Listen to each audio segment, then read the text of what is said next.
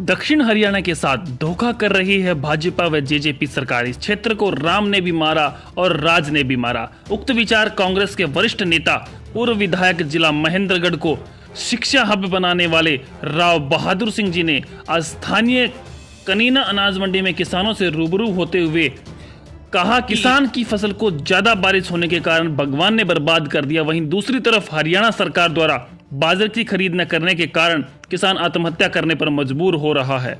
उन्होंने कहा कि प्रदेश में और देश में सरकार बनती है तो हरियाणा की जनता का विशेष योगदान होता है, लेकिन हरियाणा की जनता, दक्षिण हरियाणा की जनता अगर किसी को राज देती है तो वो छीनना भी जानती है। उन्होंने ये भी कहा कि वर्तमान सरकार द्वारा एक हांडी में दो पेट बनाए हुए हैं, जिसके कारण दक्षिण हरियाणा को छोड़ अन्य प्रदेशों के जिलों में धान की खरीद जोरों पर है, लेकिन बाजरे की तरफ कोई ध्यान नहीं है। किसान दर दर की ठोकर खाने को विवश है, लेकिन कोई सुनने वाला नहीं। बहादुर सिंह जी ने हरियाणा के मुख्यमंत्री डिप्टी सीएम दुष्यंत चौटाला पर बरसते हुए कहा कि जब लोगों के बीच जाते हैं तो बड़ी बड़ी बातें करते हैं। हम किसान हैं, हम किसान के बेटे हैं, हम किसान के दर्द को समझेंगे, लेकिन महज दिखावा किसान के पेट में छुरी घोंपने का कार्य कर रहे हैं, जिसके कारण आज किसान मर रहा है और बहुत ही बुरी हालात में है। यह साफ दर्शा दिया है कि हमें किसानों से कोई लेना देना नहीं है, केवल अडानी और रिलायंस चाहिए, हमें किसान नहीं चाहिए, ऐसा कहना है राव बहादुर सिंह जी का।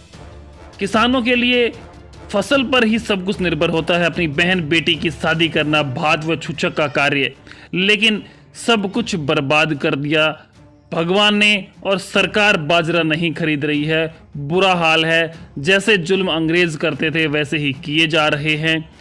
और इन्होंने मुख्यमंत्री साहब से मांग की है कि एक बाजरे का दाना खरीदा जाए और जो बर्बाद हुई है फसल उसके मुआवजा प्रति एकड़ 1 लाख रुपए बिना गिरदावरी किए दिलाया जाए, ताकि किसान अपनी बहन बेटियों को शादी कर अपने घर इज्जत से विदा कर सके।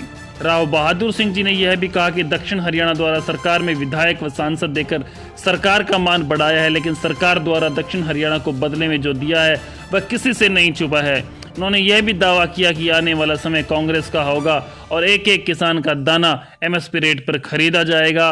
किसान को किसी भी सूरत में बर्बाद नहीं होने दिया जाएगा। दिनेश कुमार जी की रिपोर्ट महेंद्रगढ़ से। देखते रहे इंडिया न्यूज 16। मंडी का दौरा किया सर, क्या कहना चाहते हो इसमें?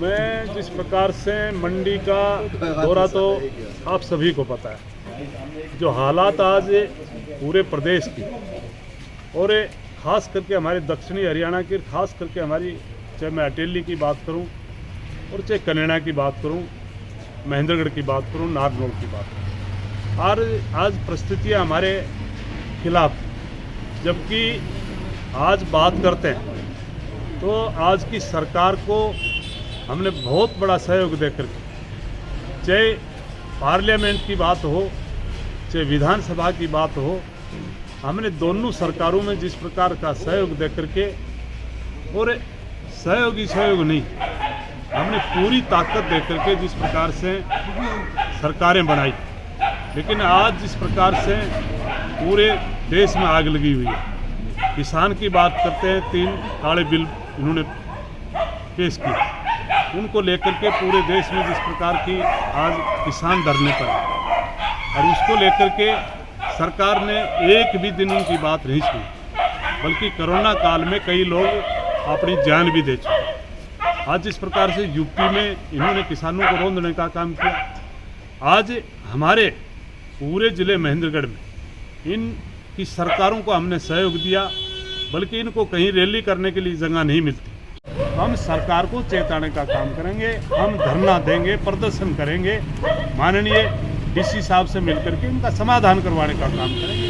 गवर्नर के नाम से हमें उनके नाम से एक ज्ञापन दे करके और खाद का निदान करवाने का काम। ये प्राइवेट दुकानों पे खाद आ रहा है, प्रधान जी इनके साथ ज़बरदस्ती कर रहे हैं जमींदारों के साथ, भाई एक जिस्म का कट्टा लो या और लो, क्या बात? इसके लिए भी अभी जब हम आए इस बात का पता लगा है, जिस्म का कट्टा की बात करते हैं, हमें इसका जाकर के डीसी साहब से मिल करके इसका भी समाधान करवाने का। जमींदार का मजबूरी का फायदा उठा रहे हैं? नहीं, हम जमींदार का मजबूरी का फायदा उठाने नहीं देंगे, लेकिन मैं जमींदारों से भी कहता हूँ कि कहीं न कहीं थोड़ी सी कमजोरी जहाँ आई है उसको थोड़ा सा हमें जागरूक होना पड़ेगा, क्योंकि आज किसान जिस प्रकार से संघर्ष कर रहा है, हमारे इलाके के लोग कम जागरूक हैं। तो इन समय मैं प्रार्थना करूंगा कि मेरी बात सुन करके आगे आएँ और हम सारे मिल करके चलेंगे तो हर चीज़ को काबू कर